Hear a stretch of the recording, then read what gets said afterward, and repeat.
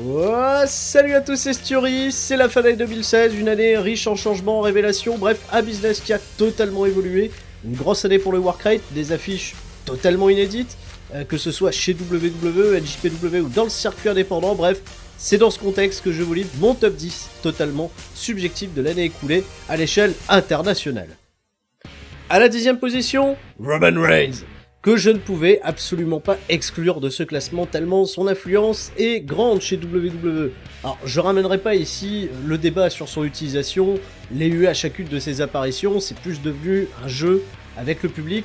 Concentrons-nous vraiment sur ses performances et sa progression dans le ring. Enfin voilà, la confrontation avec les Starion Bros à Fastlane, la grosse affiche contre Seth Rollins, le triple sweat entre les membres du Shield, et les incroyables combats contre AJ Styles, bref, je suis vraiment convaincu qu'en 2016, Reigns a fait d'énormes progrès. Il était crédible en tant que champion. En plus de ça, Pro Wrestling Illustrated l'a nommé numéro 1 de son prestigieux PWI 500. Je regrette tellement que les créatifs n'ont pas osé, comme beaucoup d'entre vous, je le suppose, la carte du heel turn, comme tout le monde le pressentait. Mais dommage, on rééditera l'appel probablement en 2017. Bravo pour cette année, Roman Reigns.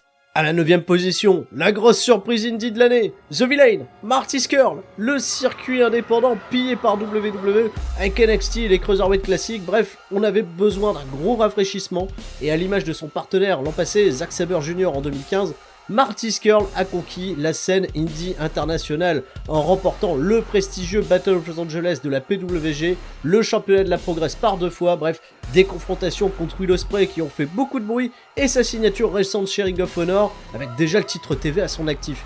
Bref, Marty Scurll a convaincu en 2016 et si vous doutez encore de la crédibilité, de sa crédibilité en raison de sa taille et de son gabarit, ne passez pas à côté de son match contre Chris Hero à la Progress qui saura, alors j'en suis sûr, vous convaincre.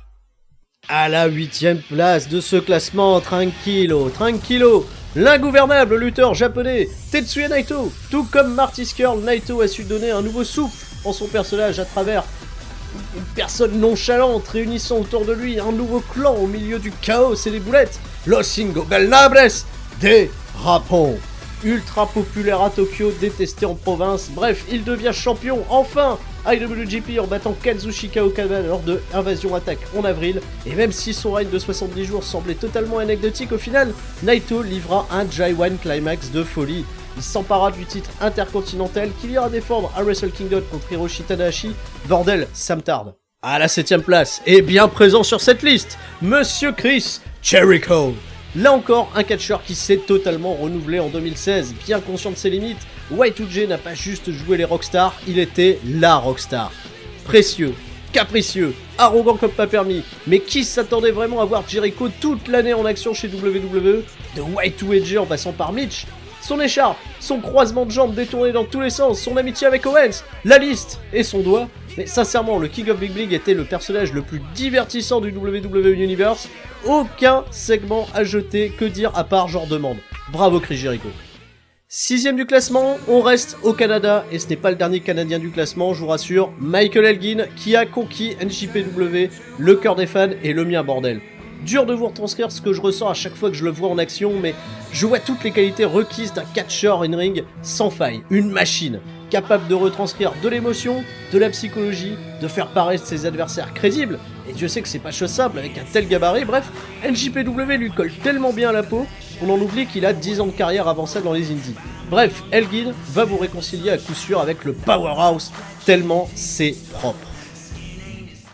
On arrive au top 5 de l'année 2016 avec un incontournable les amis, l'OVNI le plus improbable de cette année écoulée, Broken Matt Hardy. Final Deletion, The Great War, Total Non-Stop Deletion. Matt, en plus d'avoir révolutionné notre manière de voir le catch, a su créer un univers, révéler son talent d'acteur et a rameuté un public qui boudait la TNA depuis des années. Du génie. Une sacrée dose d'impertinence envers les codes du catch actuel, Matt ne sort jamais de son personnage, fait un gros pied de nez aux Spawn Monkeys et à toute une génération de lutteurs trop axés Warcraft qui oubliaient qu'un personnage abouti dans le catch est la source de réussite. Bref, c'est ça le catch approved, et bordel ce que c'est drôle quoi. La 4e place, le pied du podium, un Canadien de plus, avec Kevin Owens, absent de mon top 10 en 2015 malgré des débuts fracassants. Moi je l'attendais de pied ferme le Kevin Owens en 2016 et j'avoue, il a confirmé. Owens finit l'année en grande pompe, champion universal, choisi par Triple H, avec, je le sais, je vous vois venir, Un champion peut-être considéré un peu en papier, mais un champion tout de même, avec aussi en début d'année, je le rappelle, un raid supplémentaire de champion intercontinental, avec un epic match à WrestleMania, à Battleground contre encore Sami Zayn. Owens n'a plus besoin d'abattre de gros noms comme Cena en 2015, désormais il est le gros nom de 2016 et il est bien parti pour faire durer le Kevin Owens Show tout au long de l'année 2017. Bravo Kevin. Alors avant de passer au podium, quelques mentions honorables, il fallait en caser forcément puisque 2016, année totalement riche. Des mentions honorables à commencer par l'indépendant avec Will Ospreay, que j'avais encensé l'an passé, qui continue son bonhomme de chemin chez NJPW et dans l'Indie avec toujours de grosses affiches. Une pensée aussi pour Jay Little et Adam Cole qui ont porté la Ring of Honor cette année, mais qui, cela dit, ont bien galéré au Japon. Cody Rhodes qui lui signe une incroyable reconversion dans le circuit indépendant, et enfin Chris Hero, hyper régulier toute l'année, pressenti pour un retour chez WWE. Côté NJPW, Tanahashi, que je peux malheureusement pas mettre dans le top 10 en raison d'une convalescence qu'il a écarté de partie de l'année. Tomohiro Ishii, qui est encore tout déchiré dans les grosses affiches, mais qu'on aimerait voir avec un gros championnat autour de la taille. Et enfin, Katsuyori Shibata, pour qui j'attends une année de 2017 exceptionnelle. Enfin, du côté de WWE, j'irai d'abord sur des flops, en commençant par Seth Rollins, bien peu convaincant en babyface, un retour gâché par la blessure de Finn Balor. Dean Ambrose, qui est devenu champion, mais au moins bon moment de son push. Enfin, cerise sur le gâteau, Shinsuke Nakamura, mon premier choix de l'an passé, qui, mis à part des débuts contre Sami Zayn, semble bien fade dans la branche jeune, malgré 2 championnats NXT et études contre Samoa Joe qui n'en fait ni plus. En revanche, gros coup de cœur sur The Revival et DIY, qui donnent un gros espoir à la division par équipe. Allez les gars, on passe au podium. À la 3ème place, c'est le dernier Canadien de ce classement, le nouveau visage de la terreur chez NJPW, Monsieur Kenny Omega. Sur son run NJPW, il a assuré parfaitement sa transition de junior à heavyweight en passant par un run trio totalement hilarant avec les Young Bucks et une pige de champion intercontinental contre Tanahashi et Michael Elgin qui est vraiment à voir, je vous le conseille. Mais son gros test en solo, le Giant Climax. Et que dire de la finale du bloc B, assurément le meilleur match de l'année 2016 contre Tetsuya Naito. Que dire de la symbolique de cette finale remportée contre Goto, intronisant Omega comme le premier gaijin à remporter le tournoi le plus prestigieux de la planète. Celui qu'on appelle désormais The Cleaner a parfaitement fait oublier les départs de Styles et de Vitt du Bullet Club et sera une menace pour Kazuchika Okada le 4 janvier 2017 au Tokyo Dome. J'en viens presque à espérer aujourd'hui que WWE mette pas la main sur ce catcheur, tellement je pense il peut encore faire du bien au catch japonais et même à l'international. Bref, merci Kenny Omega pour cette incroyable année. À la 2ème place de ce classement, peut-être une grosse surprise pour vous, mais j'ai choisi de mettre The Phenomenal AJ Styles. Une transition plus que parfaite pour le vétéran américain après 2 années triomphantes au Japon, des débuts hors normes au Royal Rumble, une affiche de prestige contre Chris Jericho, 2 combats fantastiques contre Roman Reigns, des Dream Match contre John Cena, bref, en veux-tu en voilà. Enfin, Styles, des débuts totalement réussis haut la main à la WWE, qui a eu une si belle première année en tout cas, mais Styles devient champion dans sa première année, laisse présager du très très bon pour l'année à venir. Qu'est-ce qu'il nous faut de plus au final ? Ah, encore peut-être des affiches, on en redemande encore avec AJ Styles et on ne sait pas jusqu'où ça ira. Bref, j'ai passé une excellente année avec Styles, je sais que vous êtes peut-être un peu surpris qu'il n'occupe pas la première place, mais cette année je pense que j'ai marqué un peu trop sur un excellent champion. À la première place, l'homme qui fait tomber la pluie, 2 fois champion cette année IWGP World Heavyweight, Monsieur Kazuchika Okada. Rainmaker, Rainmaker, Rainmaker. Et j'avoue que j'ai toujours un peu de réticence quand on parle d'Okada, tellement sa position est importante au sein de NJPW. Tellement il a la pression sur les épaules. Ce que j'ai adoré de lui cette année, c'est ce côté vulnérable, cette période de doute qu'il a eu pendant le Giant Climax. Et c'est un truc vraiment dingue avec Okada, c'est quand il perd, il revient 10 fois plus fort, vous savez, comme une espèce de Super Saiyan.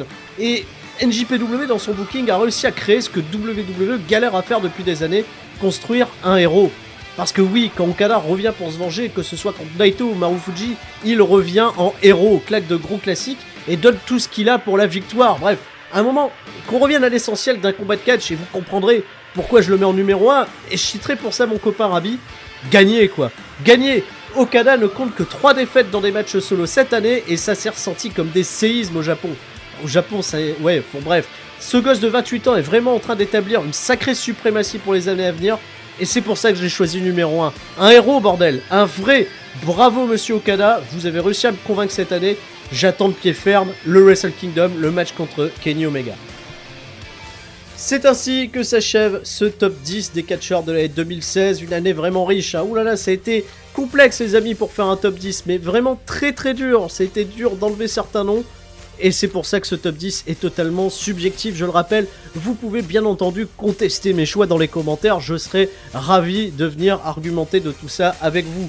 En tout cas, passez une excellente fin d'année 2016, tous mes vœux de bonheur bien entendu. La chaîne C'est ça le catch va revenir bien entendu en 2017. Un grand merci pour votre soutien tout au long de cette année. Je vous fais des gros bisous et je vous dis à la prochaine. C'était Sturi pour C'est ça le catch. Ciao, bye bye.